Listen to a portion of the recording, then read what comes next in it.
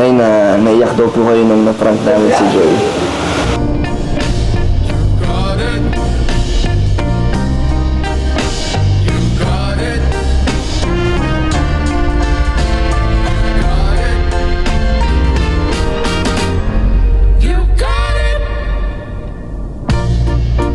I know sometimes life can be tough.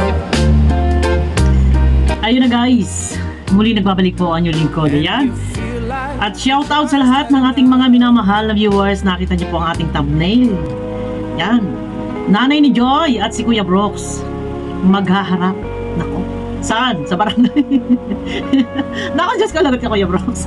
Nako, Diyos ko. Eh kasi nga naman, di ba, nasaktan yung nanay ni Joy.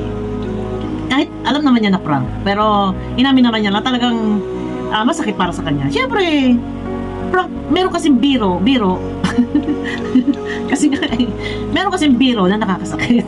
Kaya, pero naman na po natin si Kuya Brooks na talaga namang, yun naman ay hindi naman ganon si Kuya Brooks ka-brutal. No. Eh, yun nga, kaya nga na talaga, may mga biro na nakakasakit. Pero shout out kay Nanay Imelda. Ayan, Kuya Brooks. Nasaktan si Nanay Imelda na sobra-sobra. Paano ito? Balae. Kuya Brooks, paano ito? Eh, kahit man sabihin ng biro, ay pero bawi-bawi naman. Bawi-bawi na si Kuya Brooks. At nag-sorry.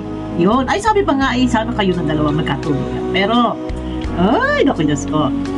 Kuya Brooks, si Balae. Hindi, joke lang guys, no? Maghaharap. Kuya Brooks, i-ready mo na sarili mo sa inyong paghaharap. May ka sorry. Wala namang masama. No. Namin sa idalawin din ni Kuya Brooks. Sila, Nanay Imelda. Kaya nga sabihin na nating pamilya na ng Kalingap. Ito sila Nanay Imelda at saka sila Joy. At mahal na Kalingap yan. Pero wala namang masama. Kung minsan idalawin mo, Kuya Brooks, at alam mo na, medyo nasaktan ng damdamin ni Nanay. So, konting haplos-haplos lang yun. Oh. Ano tawag mo doon, Kuya Brooks? Sa nanay ni sa nanay ni Joy. Ano, ate? Ano? Hindi naman pwedeng ate. Ano tatawag mo doon, Kuya Brooks? Nakakatuwa naman to. Nakakatuwa naman to pag nangyari to. Kasi Kuya Brooks ay pupunta doon sa bahay ni nanay ni Joy. Ay, baka mangyari kayo pa mag-love team, Kuya Brooks. Ay, nandiyan pa si Elena. Baka mangyari si Kuya Brooks at nanay ni Joy. Pero maganda kung halimbawa nga napupunta doon si Kuya Brooks. Kasi nga naman talaga namin nasaktan. Mangiyak-ngiyak nga si nanay. Kasi siyempre, unang panood natin nung episode 4, hindi naman talaga natin alam. Ay, episode 3 na ganun yung mangyayari. Pero nandun na, kahit man yun ay prank, ay nasaktan nga bilang isang ina. No, talagang normal naman po yan sa isang ina. No, at inaalala pa nga ay may sakit nga si Joy. Pero nung umiyak na si Joy, okay na si Nanay Imelda. Sabi nga niya, ay yun, buti na lang at umiyak na kasi pagka ito ay kinikim-kim ni Joy, yung sakit sa kanyang dibdib ay baka malamig at manigas na yung mga katawan. Eh sabi nga sa pakin, sabi ni Nanay, pagka daw naninigas, sa pakin daw, no. Joke lang naman yun ni Nanay. Pero eto na, ako'y matutuwa nito. Tayo lahat matutuwa tayo, guys. Kung mismo si Kuya Brooks ay pupunta po doon kay Nanay Imelda para mag-sorry. Di ba? Ang gambong-gambong to. Ang ganda nito. Ang ganda ng eksena nito. Pag pumasok si Kuya Brooks sa loob ng bahay at humingi ng sorry kay Nanay Imelda. Di ba? Ay, yun ang abangan natin. Ano ang tawag mo, Kuya Brooks? Sa Nanay ni Imelda, alam nga namang ate. Oy, maya. Maya na Kuya Brooks. Bata pa nga ni Imelda. Di ba? Ano nga ba ang pwedeng itawag ni Kuya Brooks? No, Kuya Brooks, ngayon palang tinatanong na kita. Nang sa ganun ay maganda-ganda ang laban. Ano ang itatawag mo sa nanay ni Joy? Ha? Ay, Diyos ko. Pero, ayun na, mangyayari yan. Pwede naman mangyari na si Kuya Brooks ay humingi na sorry. At saka na sa ganun, lumalim, maging matibay yung kapit. Nang sa ganun, maging matibay yung kapit ng, alam nyo yun, ng isang relasyon. Anong relasyon ito? Relasyong, ano lang, kalingap. Huwag kayong, diba? Mas magiging matibay, masaya. Di ba? Parang ano lang, sorry, mababanggit ko lang. Parang sa Morales family and dito kay Kuya Awi. Ano nangyari? ano na pala nangyari sa kanila? Sorry guys. medyo, naikikwento ko lang, isang halimbawa. Maaaring ganun din kay Kuya Brooks and kay Nanay Imelda. Oy, alam ka naman kumare. Ay kumare, bakit magkikinagtampo? Ay, hindi pala nagtampo. Kumare, bakit kayo nagparaiyak-iyak? Ay, pasensya na. Sorry na kumare. Di ba? Ang ganda nito. Pag si Kuya Brooks ay pumunta doon sa bahay nila Joy at humingi na sorry. Naku, so ayan na. Pero maganda at lalalim. Magiging matatag at ika nga ay magsasama na maluwag. Maluwat. Ano ba yung tawag doon? Tama ba yun? No? Ika-excited. Kabang ito. Pag ito yung nangyari, no? At yun may balita ako na iniimbitahan daw ni Kuya Brooks si Joy muli sa kanyang bahay at nasa ganun ay makbawi. Wow! Welcome na welcome talaga, di ba? Akalain ninyo yan. Dati noon galit si Kuya Brooks sa Danjoy, pero ngayon talagang babawi at babawi. Di ba? Sabi ko sa inyo ito na bawi-bawi na. Ano ba naman bawi-bawi na si Kuya Brooks? At marami nang yumakap sa kanya ng mga makadanjoy, pero muling babawi. Yun, nakagandahan doon. At mas pinagtitibay ang samahan niyan. Mas magkakakilala-kilala sila. Tapos, sabay-sabay sa hapagkainan. Di ba? Happy family.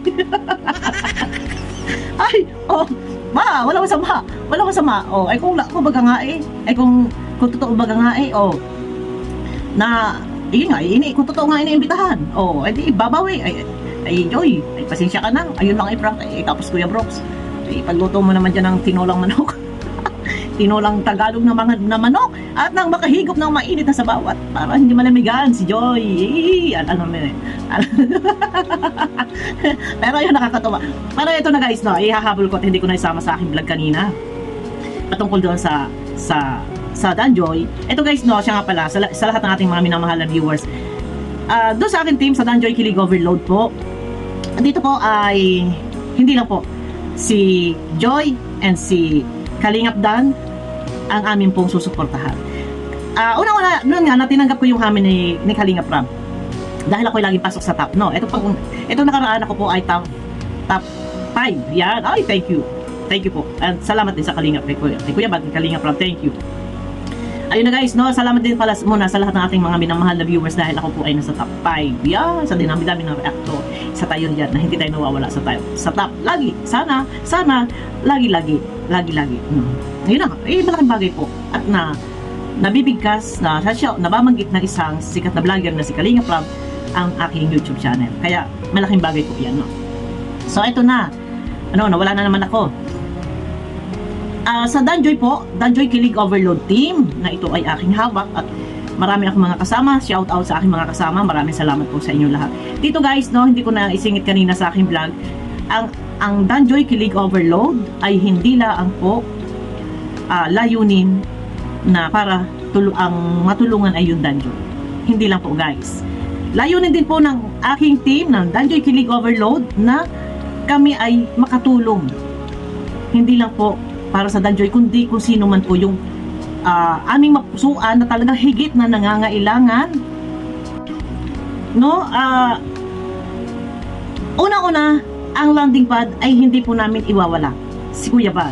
Dahil kung yung iba nga po ay natutulungan, bakit po hindi natin tulungan yung mismo may programa? Ang Kalingap, si Kuya Bal Santos Matubang sa kanyang mga landing pad. Isa po yan sa aming layunin na makasuporta sa programa ni Kuya Bal na landing pad. At hindi lang din po iyan guys. Katunayan, ito ma-update ko na rin. For update na rin po para sa lahat. Layunin din po ng Danjoy. Kagaya po, sa pangunguna din po ng Danjoy Kilig Overload, ayan, si Ate Nelia po ay napadalhan napadalhan na po ng aking team ng pandagdag po para sa pabubong. Thank you kay Ma'am Maria Gracia, kay Cecilia, yan, tsaka kay Ma'am Marie Beth, yan, kay Ma'am Marie Beth, thank you, maraming salamat po, yan, at yun po, kung meron pang higit pa nangangailangan na talagang alam natin na talagang kailangan, kami po ay nandito lang. Pwede naman po namin pag-usapan yan kung sino ba talaga yung marapat na tulungan. Yan, layunin din po namin yan guys. At yun na nga po, unang-una, hindi po mawawala dito ang powder na Kalingap na si Kuya Bal Santos Matubang. Yun. At hindi ko nahagip kanina pero nandyan, nakasuporta din po kami. Hindi lang sa panonood ng views, support din po sa pag-share ng mga video. Ayun na, guys, no? At si Kuya Brox, nako, Kuya Brox. Umiyak. Ang Mama ni Joy. Ay, ikaw, paano yan?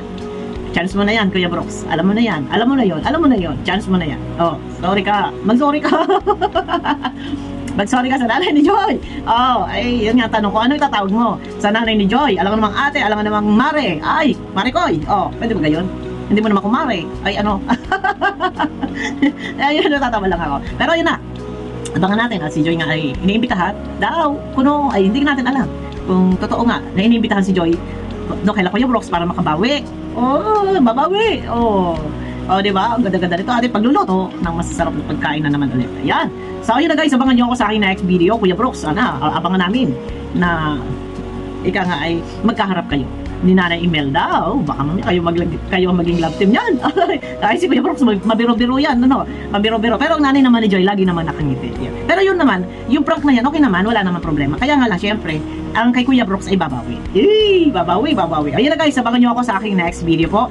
Pakiclick naman po ng thumbs up. Ayan, at ayun na, mega love shoutout sa inyo lahat. Bye-bye!